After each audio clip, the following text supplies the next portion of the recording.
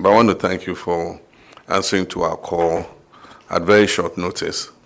It was important to invite you because we've received a lot of requests from various traditional areas and houses of chiefs to pay courtesy and congratulatory visits. And I believed it was in order for the National House itself to be the first to call on the president before we accede to the requests from the regions and other traditional areas to pay a courtesy visit.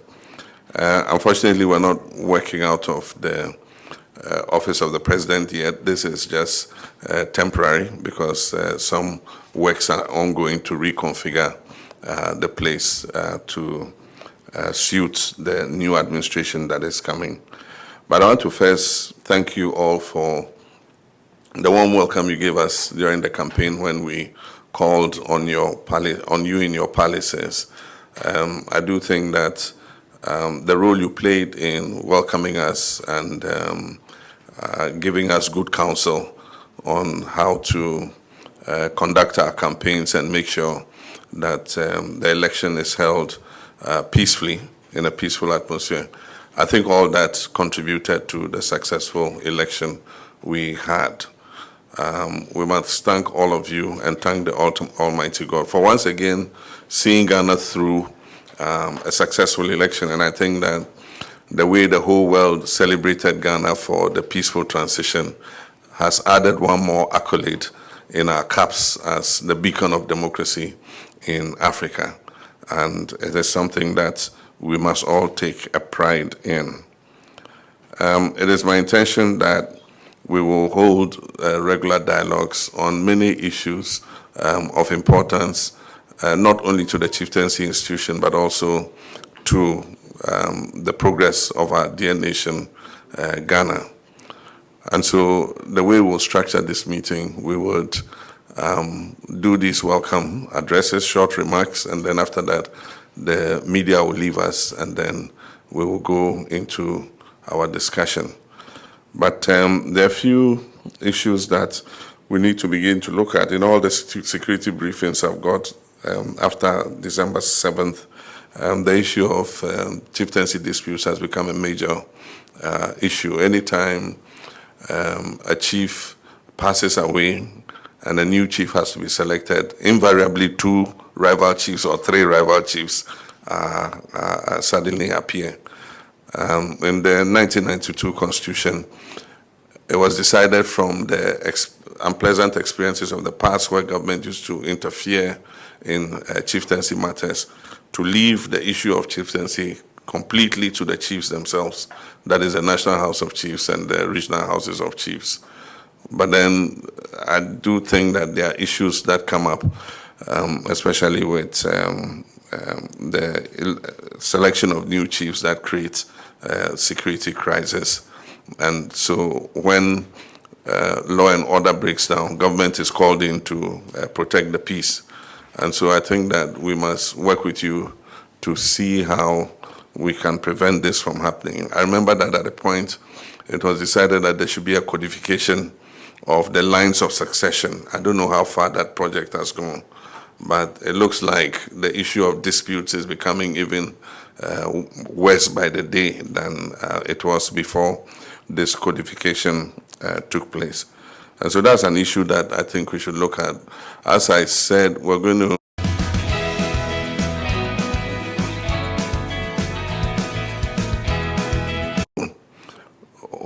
we intend to hold a constitutional review validation conference.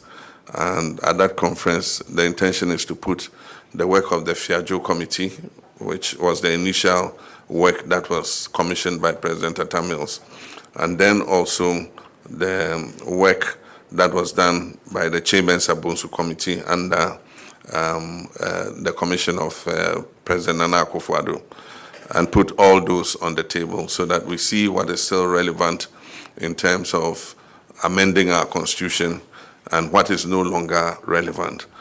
As you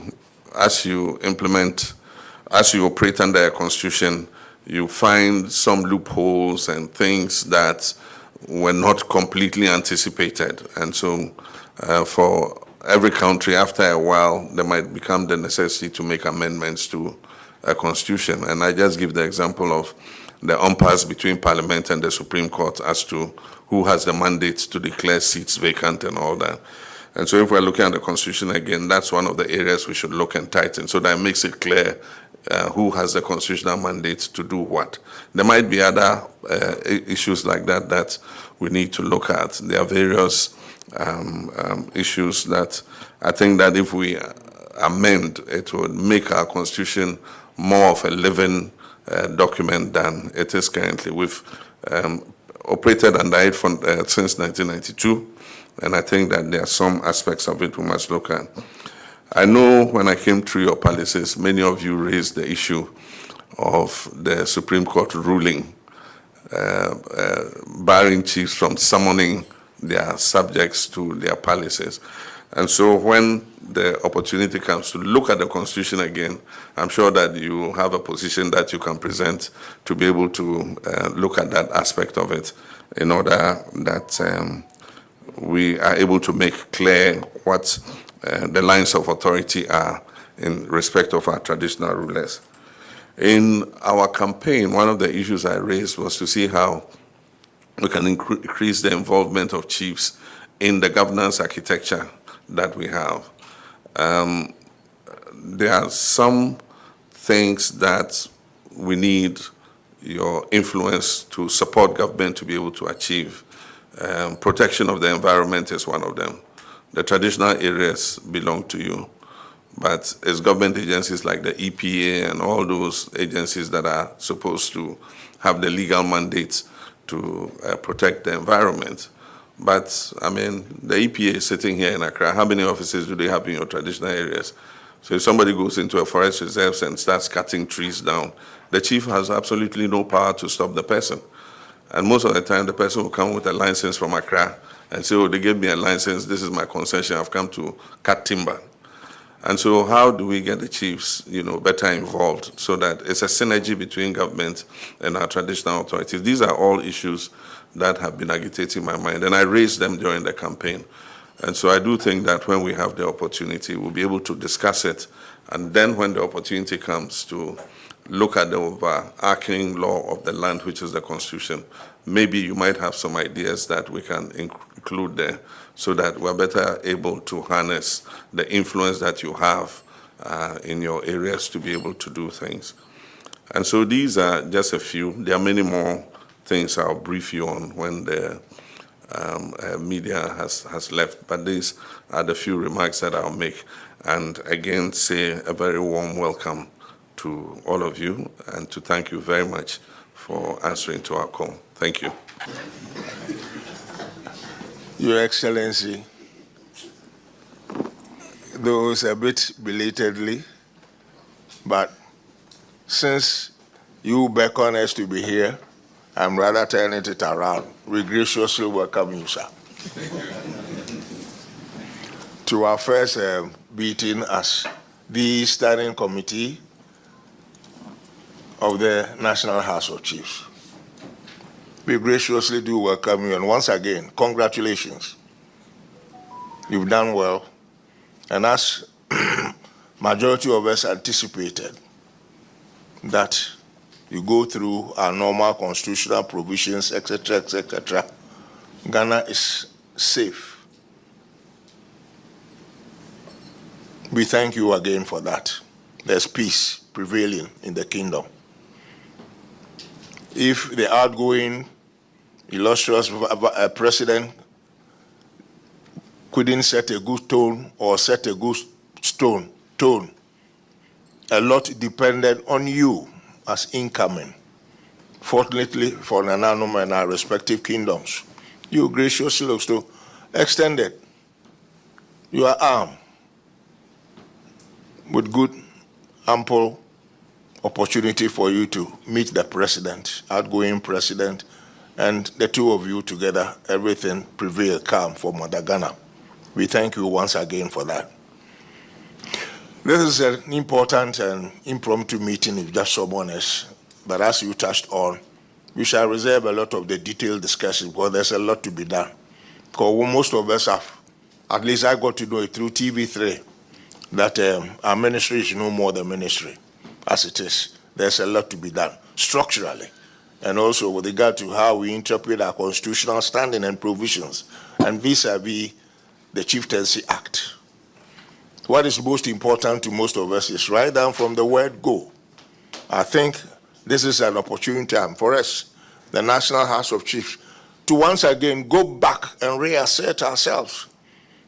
J.J. Rawlings set the tune after taking over and created chieftaincy, etc., and so on. Those of us who are old men now, I had my 86th birthday 4 or 5 days ago. That is 31st December, you already know it.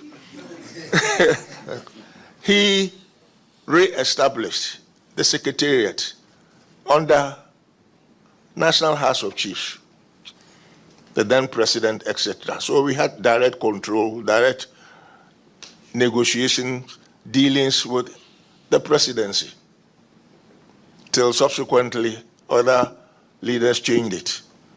These are opportune time for us to review all those situations and masters, but we shall talk about it in detail when it is time. And then also, what is so vital to us is the standing and the role of our staff. If we go back to the parent law, constitution, it is Our Excellency the President that ought to provide staffing for the National House of Chiefs, regional houses of chiefs to work and tick properly. Nowhere does anybody encounter civil service commission, whatnot. They stay in Accra over here and sit over here, and they can go over our head and promote somebody from Kumasi just to cite that off the record without our knowing or hearing anything about it. It is the president that ought to provide staffing for the regional houses per se and the national house. All these are detailed issues you shall work on and shall go by. And then you also graciously hinted about some portions of the Constitution that ought to be touched on, amended, molded, and whatnot to make it a living document. We are graciously ready. We've got some of our old documents there. We remember when old Professor Mills created this Constitutional Review Committee. Nananum did not sleep. I think it was under Professor Debile's period or so.